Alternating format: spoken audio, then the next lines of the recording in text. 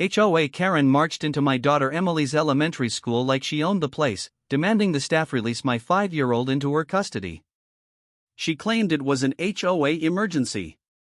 What she didn't know was simple: I'm a session court judge, and a court order with her name on it was already waiting. The moment she tried crossing the line, her entire world began to collapse, including her marriage. I first noticed Karen's odd fixation on my daughter about 3 weeks before the school incident. Our family had moved into Willow Creek Estates for peace, a calm neighborhood, good schools, friendly neighbors. But the HOA had one fatal flaw: its president, Karen Whitmore. Overly controlling, obsessed with rules, and always inserting herself where she wasn't wanted. At first, she made passive-aggressive comments about the noise of my daughter's laughter while she played in the yard. Then she complained Emily's backpack didn't match the neighborhood aesthetic.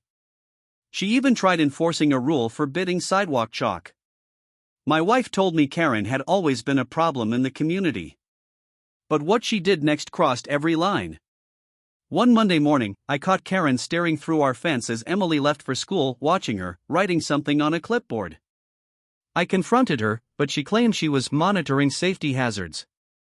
I didn't know it then, but Karen had already begun planning something far worse. It was a Thursday afternoon. I was in my court chambers when I received a call from the school principal, and her voice was trembling. "Judge Carter, are you available? There's a situation involving your daughter." My heart froze. But what she said next made my stomach drop. "An HOA representative is here claiming she has parental permission to pick Emily up early. She's insisting she's a legal guardian." A guardian? My blood boiled instantly. I raced to the school, breaking every speed limit I legally could as a judge. When I arrived, I found the entire front office in chaos. Teachers whispering. The receptionist shaking.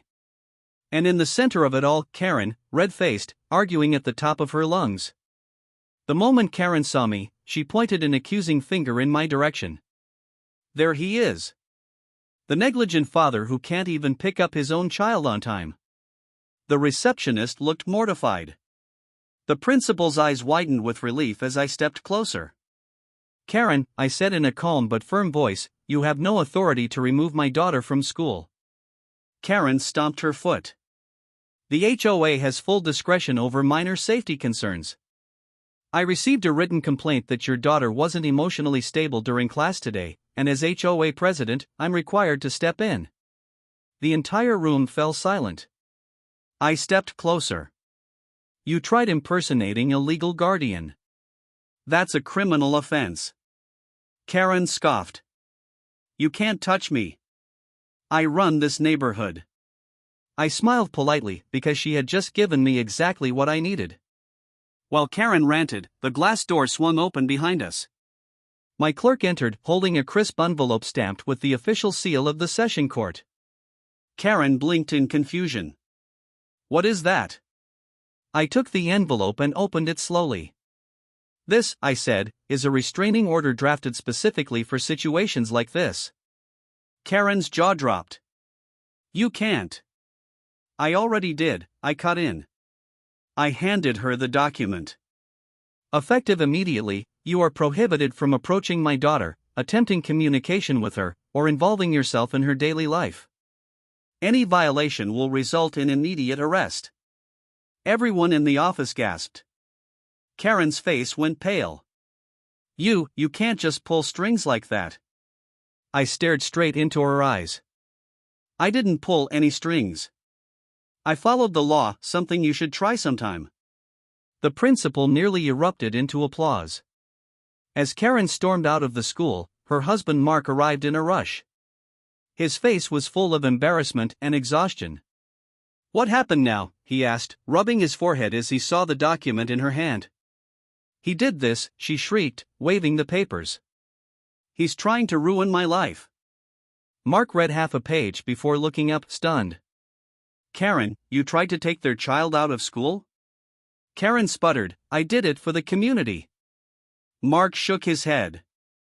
"You've crossed lines before, but this is the last straw." She froze. The principal, the receptionist, teachers, everyone watched in stunned silence as Mark took a deep breath. I'm done, Karen. I already talked to a lawyer.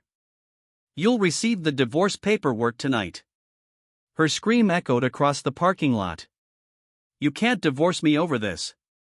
Mark's voice was cold. I'm divorcing you because this isn't the first time you've let your obsession hurt people. But it will be the last. Karen collapsed onto the curb, sobbing as he walked past her and approached me. I'm so sorry, Judge Carter, he said quietly. I had no idea she'd gone this far. I nodded. I appreciate you saying that. He exhaled shakily. I hope she finally gets the help she needs. The next week, Karen attempted to challenge the restraining order. She lost immediately. The HOA board voted unanimously to remove her as president. New leadership was appointed. Peace returned to Willow Creek. And Emily? She went back to laughing, drawing chalk flowers on the sidewalk, and running freely through the yard exactly how a child should. One morning, as I watched her giggle with her friends, the principal approached me outside the school. Judge Carter, she whispered, thank you for standing up to her. You protected not only your daughter, but every child here. I smiled. That's my job, both as a judge and as a father.